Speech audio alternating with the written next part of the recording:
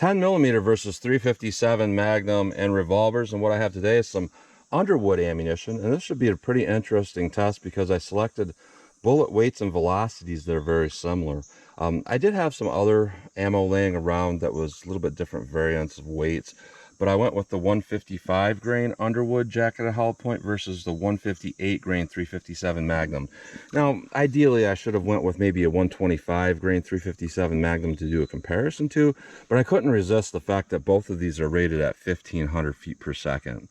Same rate of velocity in 155 grain versus 158 grain. So it's very interesting that they are rated so close in velocity and they are so close in weights. Now, technically you would say, well, that 357 Magnum is more powerful because it is a little bit heavier bullet at the same velocity.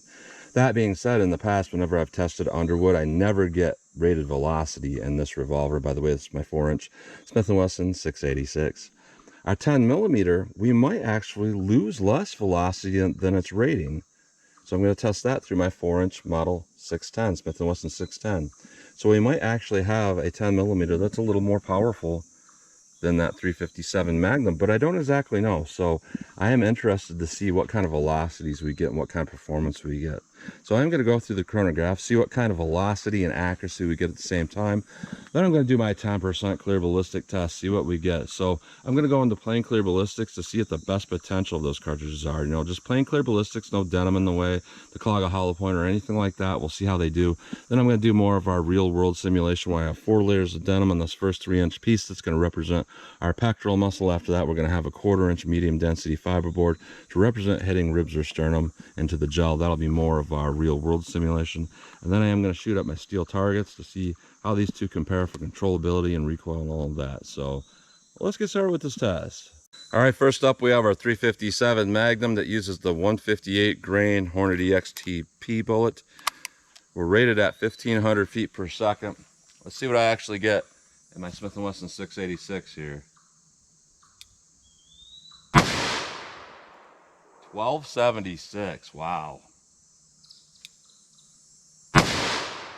1291, 1273, 1257. Let me go one more here. 1236. So that is pretty pathetic, being rated at 1,500, and that's all we get. Now, that being said, that's pretty average and standard velocity for a 357 Magnum through a 4-inch barrel, but really it's nothing different than the industry standard. It's not as hot as what they really list, because most ammo makers will rate their velocities from a 4-inch barrel, not a 6-inch like Underwood did. Now, this stuff is rated also at 1,500 feet per second. That being said, I'm a little bit cautious that we might get bullet creep. And if you didn't know, a revolver cartridge is roll crimped into the bullet. So when we go to shoot it and we have recoil, it's held in place. Semi-automatic cartridges are not roll crimped in. They're simply taper crimped, which is a squeeze of that bullet. And under recoil, the remaining rounds in the cylinder could potentially have a bullet creep out.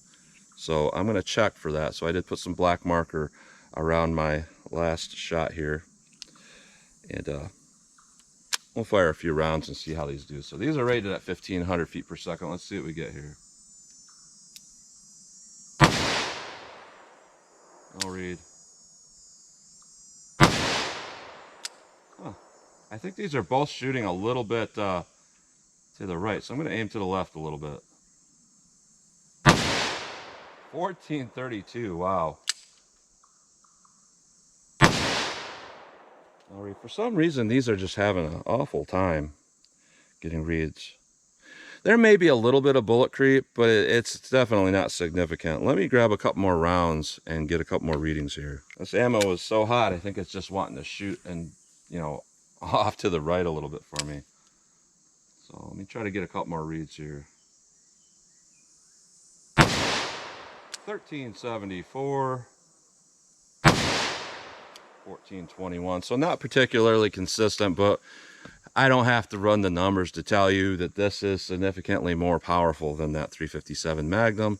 And actually the recoil was about the same. Now, this is a brand new revolver for me, so I did pull some shots to the right, which resulted in error reads. That particular chronograph, it has sensors that are like, I don't know, 1.5 inches, 2 inches wide. And if you're not directly over them, it's not going to pick up those velocity reads. So, you know, this is new to me, so I'm not shooting it as accurately. But let's hit our ballistics gel block, see what we get between 357 mag and a hot 10mm in a revolver. All right, into plain clear ballistics. This will be our best potential here. No denim to get in that hollow point to clog it, and no rib simulation to slow down our potential penetration. So 357 Magnum, plain gel. Let's see what this does.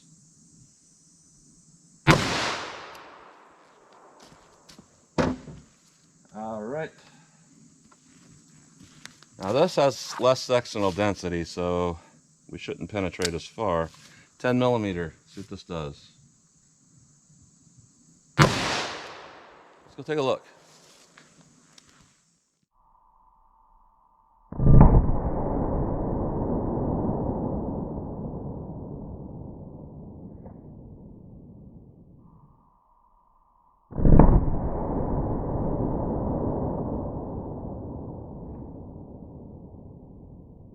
All right, so this is kind of why I'm sometimes hesitant to test the same bullet weights if we have one that's a larger diameter, because obviously the one that's a larger diameter, there's less bullet mass behind that bullet, so it's a little bit shorter, so it's not going to penetrate as far.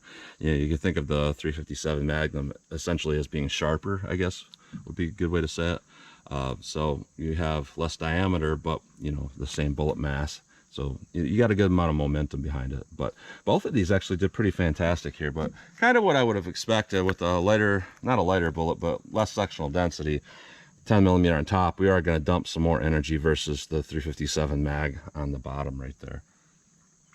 So what we got is a lot of damage with both, to be honest. When we look at the first start of this block after going through 3 inches, both the 10mm and the 357 Magnum did quite well. Whole bunch of damage. Now the 357 mag right about here, 9-10 inch mark, it started to peter out a little bit, and it just penetrated. And it, you know, we have some controlled expansion. It doesn't look like fantastic expansion because it does look like we lost some pieces of the bullet. So whatever expanded petals came out kind of busted off. So what we got for penetration is about 20.5 inches. Now with our 10mm, that just dumped its energy. Huge expansion, it looks like from here anyways. I can't tell exactly because sometimes the bubbling around that bullet from the clear gel makes it hard to see. But what we got is definitely more energy dump. We're at 14.5 inches of penetration. So as a personal defense round, while both of these would probably work well, the sheer energy and the lower penetration of that 10mm, I could just about guarantee you it would knock down an average attacker a little bit easier than that 357, which is saying a lot because you're saying that versus 357 Magnum, the most known man stopper out there. So let's put on our Denim, put in our MDF, see how they compare in more of our real world simulation. All right, 4 layers of Denim, 3 inches of clear ballistics to represent our pectoral muscle, 1/4 inch of medium density fiberboard to represent our ribs, 357 mag, more of our real world simulation. Let's see what this does. Let me set that back up. We'll hit it with the 10mm now. All right, 10mm auto. This concerns me a little bit. Generally, when I hit stuff that's this powerful into that gel, a lot of times, especially if it doesn't penetrate very far, it wants to lift everything up, you know, and kind of have some real knockdown on that gel. So 10mm auto. Let's see what this does. Let's go take a look.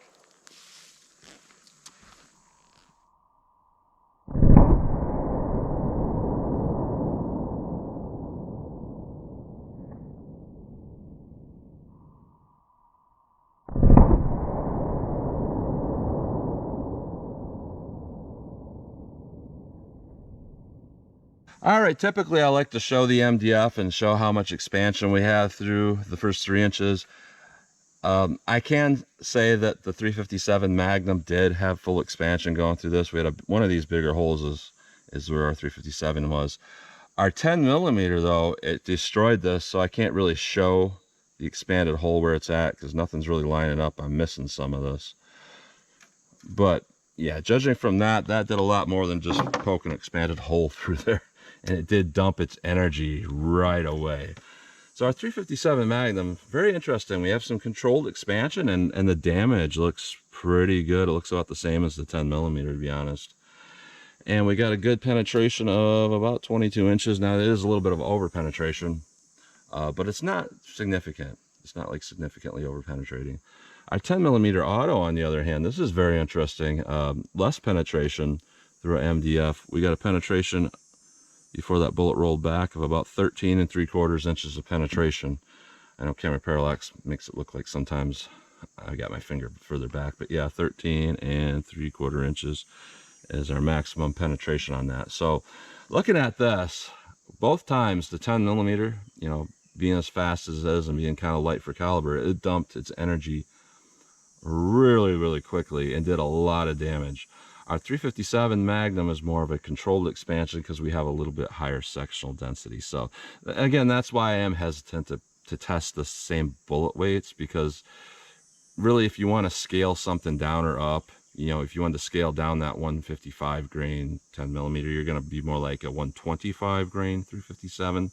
That's more, I guess, fair. And this is not fair, but a lot of people like to see about the same bullet weights, and this is kind of what we see here. So overall, what I can say, just judging by the same bullet weights, one good thing we do get out of testing, you know, not the same, but it's very similar bullet weights, is it will tell you how powerful a cartridge is. Because generally when you go lighter to a certain degree, you know, the bullet is and the cartridge is very powerful. And we can see here that, you know, in this bullet weight, 10 millimeter is a bit more powerful, quite a bit more powerful. So very interesting here. So we'll take these out of the block. We'll take a close-up look at these, and then I'm going to shoot our steel, see what kind of, I guess, knock-around power we're going to have on that steel. So let's do that. All right, so taking a close-up look at these bullets here. Here's our 357 Magnum through our plain gel, did pretty well. Here's our 10 millimeter, a lot more expansion. And as we can see here, this is why sectional density kind of matters. You know, the 357 Mag has a lot more sectional density behind it there. So it's going to push a little bit deeper because it's, you know, quote unquote sharper, I suppose is the best way to describe it. You got more behind there, and the 10 millimeters a little more blunt. Through our medium density fiberboard and denim, our 357 Mag looks pretty much identical. So I like to see that consistency. So it's going to stay consistent, you know, even if there's clothing or anything like that in the way, ribs and all of that. So, you know, this would be a really good round if you want to do some deer hunting. It'll take down one pretty well, get controlled expansion and all of that. Our 10 millimeter through our medium density fiberboard, not a whole lot different than the one through the plain gel. Not a big difference there. A little bit less size, it looks like, diameter, just by a hair, but I mean, it held together really well. And a lot of people don't like the XTPs because they don't get a whole lot of expansion. A lot of times they're just very controlled expansion. But when you're talking a very powerful, exceedingly powerful cartridge, you're pretty much a little bit better off with an XTP, because, you know, that struggle to expand, you kind of want that when you have a cartridge that's super powerful, because you don't want it to just blow apart.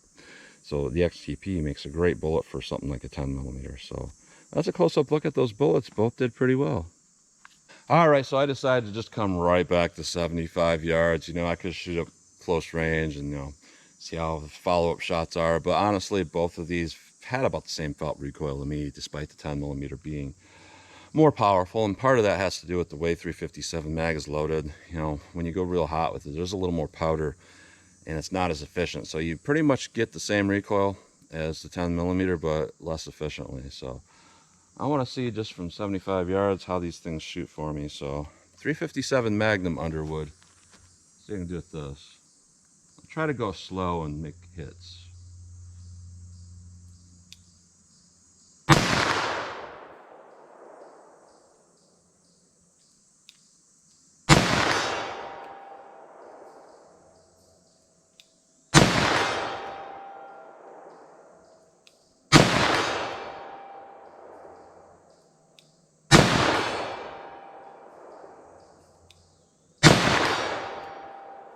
All right, not too bad. Case ejection is really good with that, which is not always typical for a warm 357 mag. It's not too warm, but it's pretty warm. Underwood makes pretty good cases. So keep going here.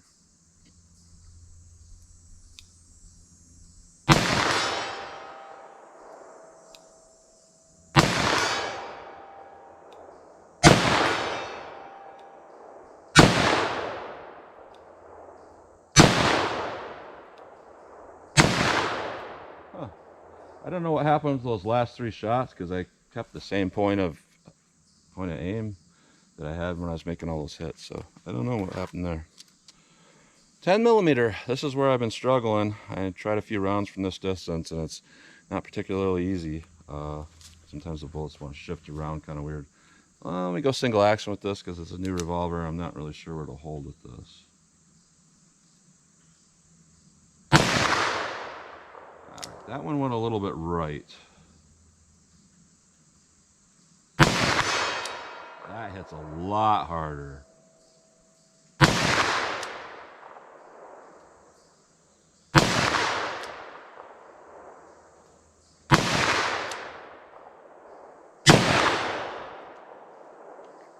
Alright, so it is a little bit harder for me to make impacts with that. I think partly because it's a new gun. I'm just not quite accurate with it yet. It's a little bit different size than my other revolver. It's the end frame.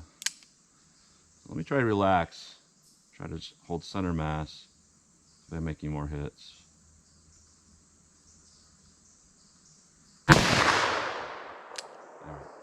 When I do that, it is hitting a little bit to the right. I've not adjusted these yet, and I don't really like to just start adjusting sights because different ammo will shoot to a different point of aim and impact. I have a lot of people complain about that. Why don't you just adjust it? Well, then I'll go to do my next test and it'll be way off. So I like to keep it kind of just centered the way it comes.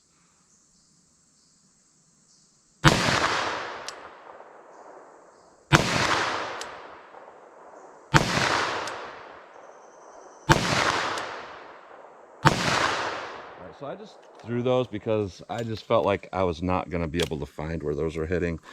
And if I was hitting, I don't think I can actually, I didn't really hear the steel more than once. So either I only hit it once or it was hitting other times so quickly that I was not able to hear those impacts. So for me, I'm just not used to so much power, you know, with not having that much recoil. So very interesting to see how these do.